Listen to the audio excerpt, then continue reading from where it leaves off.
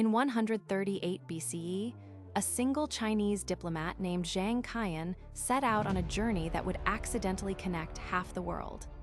What if he had never returned? What if the greatest trade network in human history, stretching over 6,400 kilometers from China to the Mediterranean, had never existed?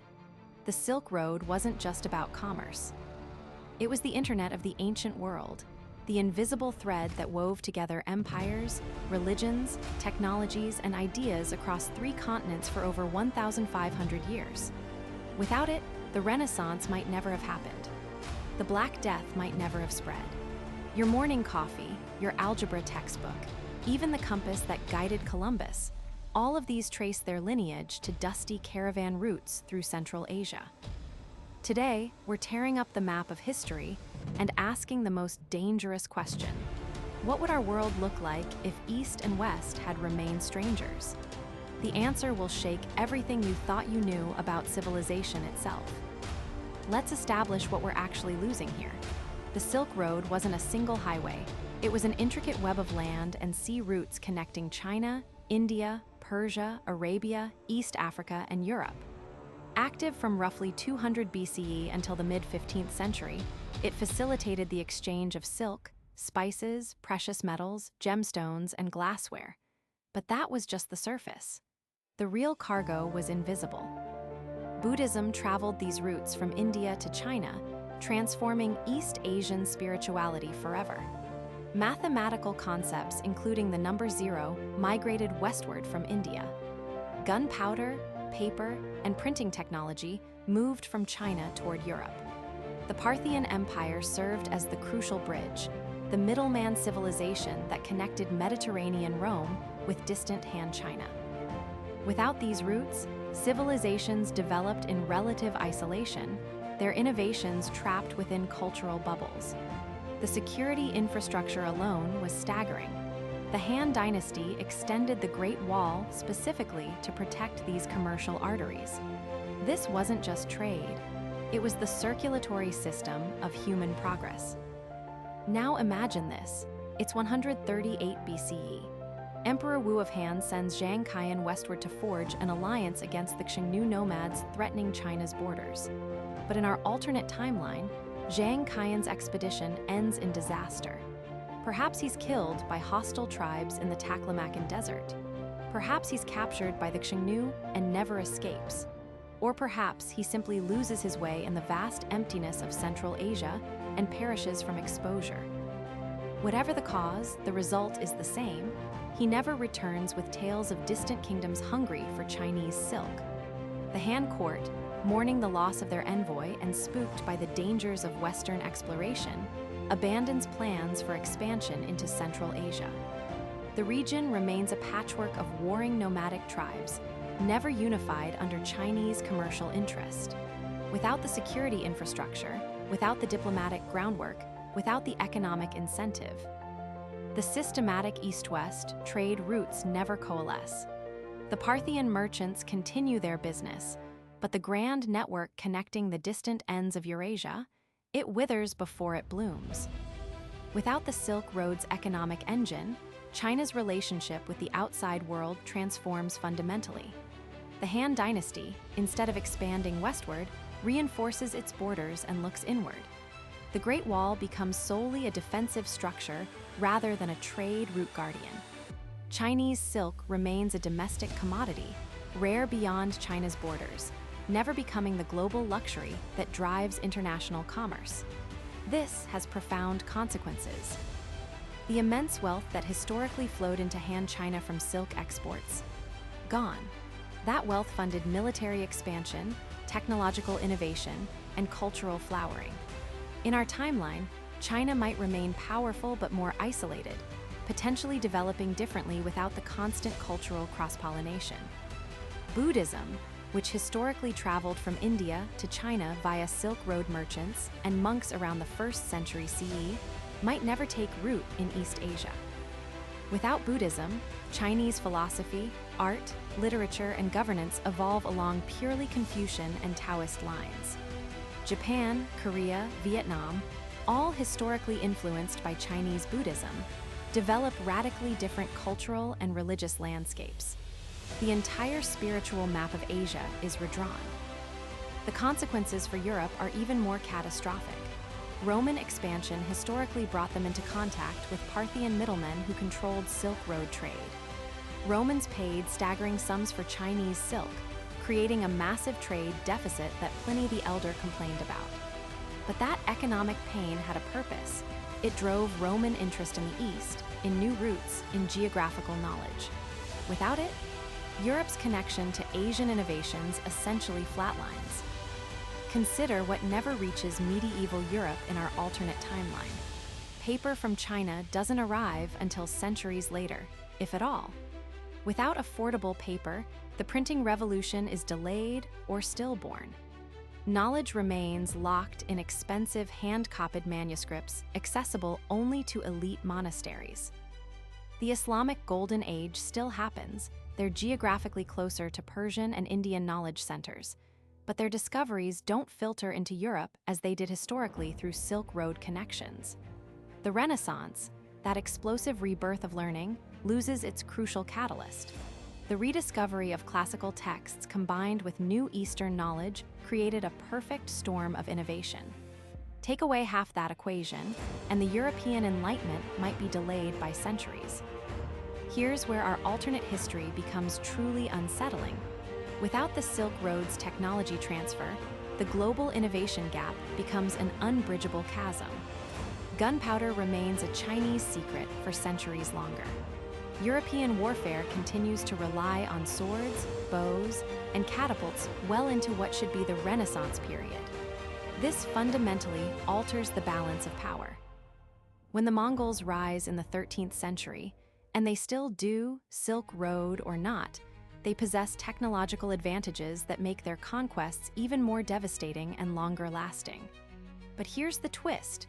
Without established trade routes to follow, their empire might fragment differently or consolidate more permanently. Navigation technology tells an even darker story.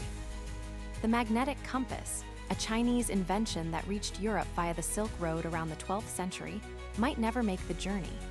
European maritime exploration, the voyages of Columbus, da Gama, Magellan, either doesn't happen or occurs centuries later with more primitive navigation tools. The age of exploration, delayed or completely reimagined. Perhaps the Chinese, with their superior naval technology, become the first true global maritime power. Or perhaps nobody does, and the world remains fragmented far longer. But not all consequences are negative, and here's where history becomes genuinely controversial. The Black Death, which killed between 75 and 200 million people across Eurasia in the 14th century, traveled westward along Silk Road trade routes. Yersinia pestis, the bacterium responsible, likely originated in Central Asia and spread via infected fleas on rats that stowed away in merchant caravans and ships. Without the Silk Road, the plague might remain a regional Central Asian problem, never achieving pandemic status. Europe's population in our alternate timeline doesn't collapse by 30–60% in the 1340s. This seems like good news, but the consequences ripple outward in unexpected ways. Historically, the Black Death's labor shortage empowered the surviving peasant class, weakening feudalism and accelerating social change. Without this demographic catastrophe, does European feudalism persist for centuries longer? Does the social mobility that eventually fueled the Renaissance and Reformation ever emerge? And here's the darkest irony. Without the trauma of the Black Death spurring medical investigation, does European medicine remain mired in Galenic theory indefinitely? Sometimes catastrophe drives progress. Remove the catastrophe, and you might remove the progress too. Perhaps the most profound loss is cultural. The Silk Road wasn't just a trade route, it was humanity's first true global conversation. Persian carpets incorporated Chinese motifs. Indian mathematics merged with Greek geometry. Islamic scholars preserved and expanded upon classical Greek philosophy, eventually transmitting it back to medieval Europe.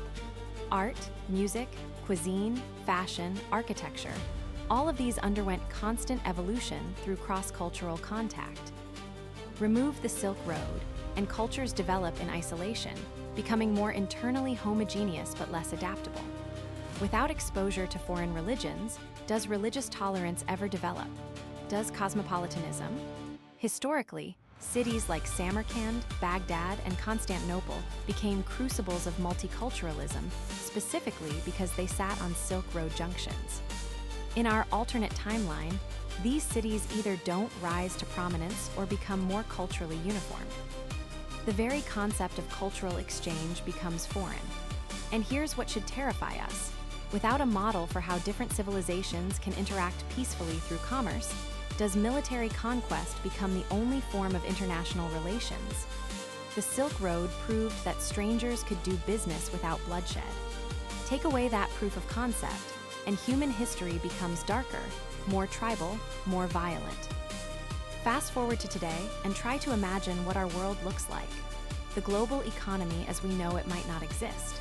The fundamental concept that distant nations can be interdependent trading partners.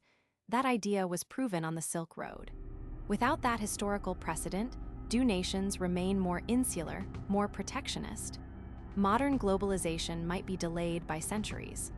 The technology gap between East and West could be far more extreme, or perhaps inverted entirely.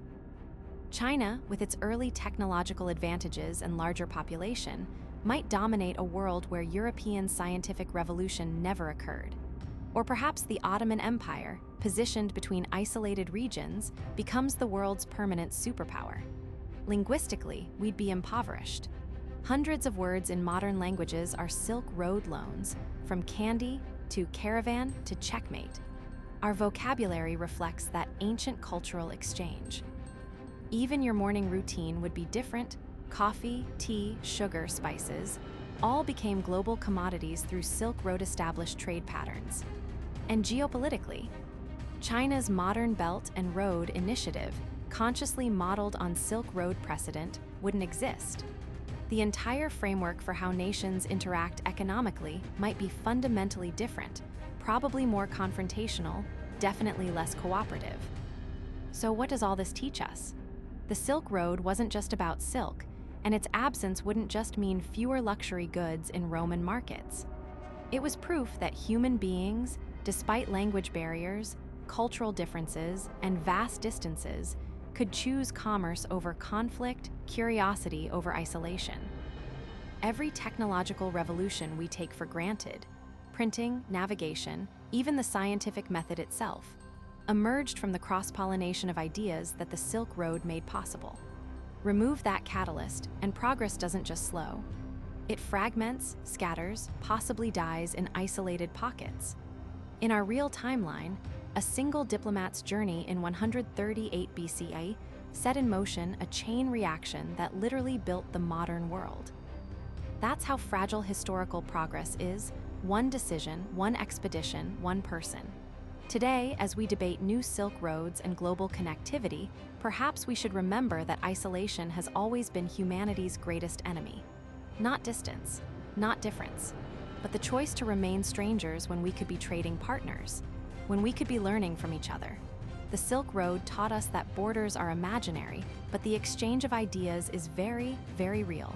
Without it, we'd be living in a world that never learned that lesson. And that world would be unrecognizably darker than the one we inhabit today.